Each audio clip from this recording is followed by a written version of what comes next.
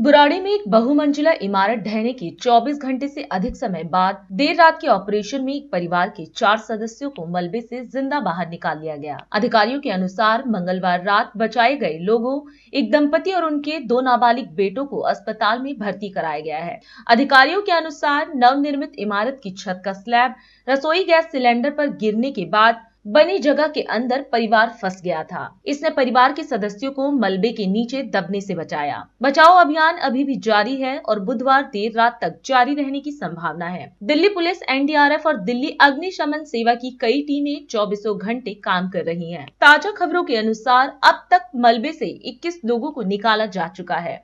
उनमें से 16 जीवित हैं, जबकि 5 की मौत हो गई। बिल्डिंग बनाने वाले योगेंद्र भाटी को गिरफ्तार कर लिया गया है और उसके खिलाफ बीएनएस धारा 105, 110, 3.5 के तहत मामला दर्ज किया गया है। बुराड़ी सब डिविजनल मजिस्ट्रेट ने संरचनात्मक सुरक्षा और फिटनेस जांच के लिए आसपास की इमारतों को खाली करने का आदेश दिया है। पूरे इलाके की घेराबंदी कर प्रतिबंधित क्षेत्र घोषित कर दिया गया है।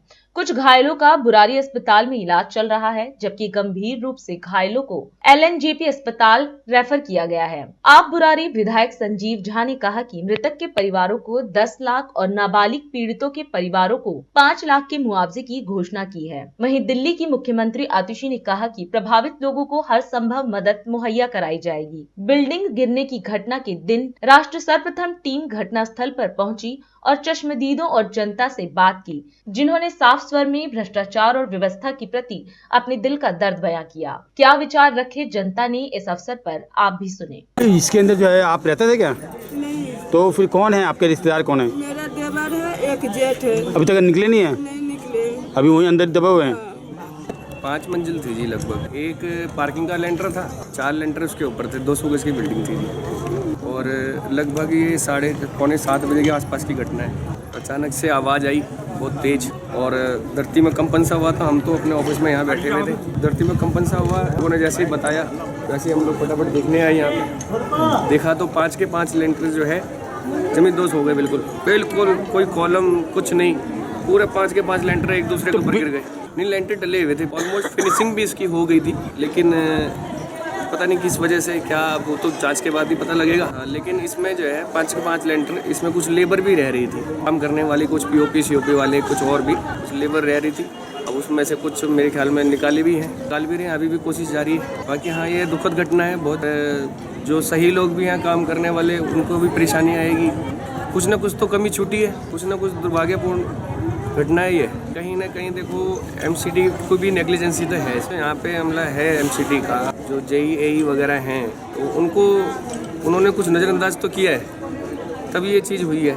नहीं तो बिना क्वालिटी चेक के, बिना क्या सामान लग रहा है क्या नहीं लग रहा है, ये सब किए बगैर इनकी कुछ ना कुछ नेग्लिजेंसी तो है। डिपार्टमेंट के एमसीडी का हो गया, चाहे वो कोई भी हो गया, चाहे कुछ डिपार्टमेंट इसमें जो है ना कहीं उनकी पूरी की पूरी जो है नेग्लिजेंसी देखी जा रही है कि उनकी लापरवाही पूरी देखी जा रही है जी। उसमें सभी शामिल हो सकते हैं जी। एमसीडी के भी हैं, काउंसलर भी हैं। काउंसलर इधर के जी अनिल त्यागी जी हैं भाजपा से। हाँ, कल मौके पर मनोज तिवारी जी, ये सब लोग आए भी थे, एमएलए साहब भी आए थे। ये ऐसी घटनाएं होनी नहीं चाहिए। अगर एमसीडी थोड़ा सा ध्यान दे और प्रशासन थोड़ा ध्यान दे तो ऐसी घटनाओं से बचा जा सकता है। बिल्कुल जी, बिल्कुल। आपका दुकान बगल में ही है, तो क्या है पूरा मामला, इसके बारे में बताएंगे? एक्चुअली यह 6:30 पौने 7 बजे की बात है। मैं यहाँ पे शॉप पे था, तो उस समय एकदम से ब्लास्ट हुआ।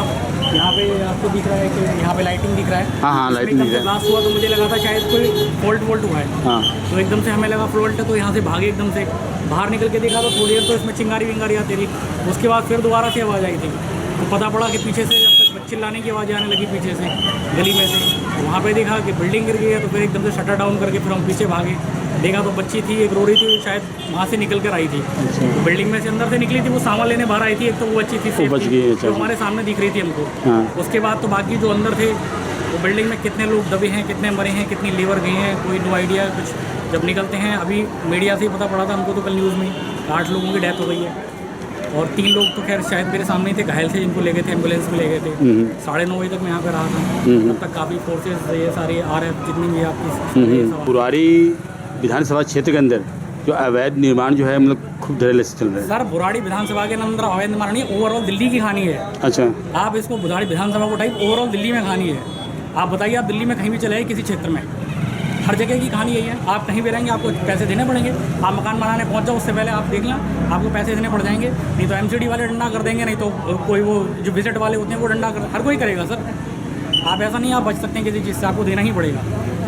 और आप कहाँ तक लगाएंगे? एक आम आदमी कितना भाग सकता है, कितनी वो कर सकता है, अप्रोच लगा सकता है, उसे पता है लास्ट में आके मुझे देना ही पड़ेगा। एक से ऊपर एक बैठे हुए हैं, सब खा रहे हैं, पैसा ऊपर तक जाता है सर। ऐसा तो नहीं है ना कि पैसा सिर्फ नीचे लेवल तक जाता है, पैसा ऊपर के लेवल तक जाता है, सब लोग खाते हैं पैसा।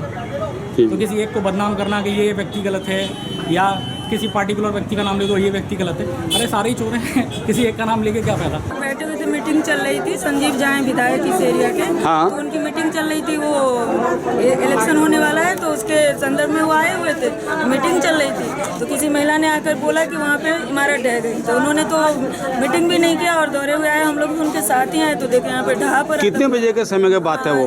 ये 6:30 लगभग, 6:30 लगभग, 6-6:30 कह रहा हूँ। उसी समय हम लोग तुरंत दौड़े आए यहाँ पे तो देखे तो पूरा ढहा पर आए। तब तक कोई टीम नहीं आई थी, किसी पुलिस की टीम या कुछ भी नहीं आई थी। विधायक खुद आए यहाँ पे चल के, उन्होंने सबको फोन किया तो फिर आए सब।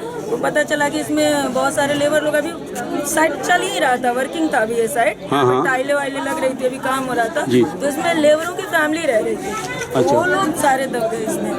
कहा जाता है कि 25-30 लोग रहते थे, पता नहीं 25। मतलब उसी बिल्डिंग के नीचे रहते थे, काम कर रहे थे और रह रहे थे, काम लेबर ही थी। अच्छा अच्छा अच्छा। हाँ, उसी में 3 लड़कियां उस समय तत्काल निकली हुई थी, जिसको दूसरे लेबरों ने इधर वालों ने खींच के निकाला था, हाथ पैर वगैरह में उनके चोट लगी हुई थी जी। तो उन्होंने जब विधायक आए तो उन्होंने फोन किया, उसके बाद से एम्बुलेंस वगैरह पुलिस की गाड़ियाँ सब आने लगी जी। तो यही बनाया तो देख के उसी में चले गए। इतनी जनता खड़ी है, अगर एक ठेला उठाए ना तो अब तक तो मलबा खत्म हो गया होता, लेकिन किसी को नजदीक में जाने नहीं दे रहे हैं। ऐसे तो इनको 10 दिन लग जाएगा साफ करने में, जो बचा होगा वो भी खत्म हो जाएगा। इसकी जांच होनी चाहिए कि मकान ऐसे क्यों गिरा।